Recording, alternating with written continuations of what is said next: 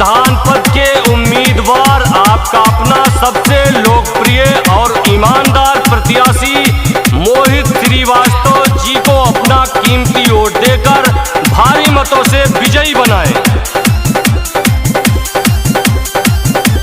मोहित भैया जिंदाबाद, भैया जिंदाबाद, मोहित भैया जिंदाबाद, जय हो सुमेरपुर की धरती। मोहित भैया जिंदाबाद, हो जय हो उधरनपुर की धरती। मोहित भैया जिंदाबाद।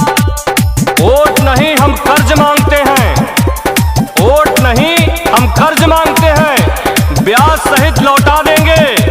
जहां बहेगा आप सबका पसीना, हम अपना लहू बहा देंगे।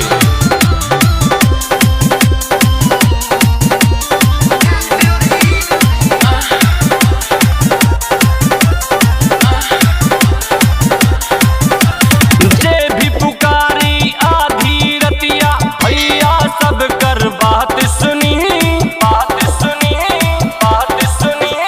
जे भी पुकारी आधी रतिया, भैया सब कर बात सुनी।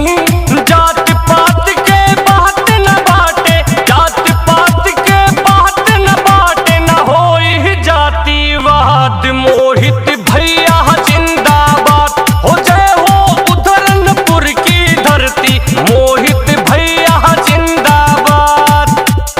जालिम कितना जुर्म करेगा, जालिम कितना जुल्म करेगा।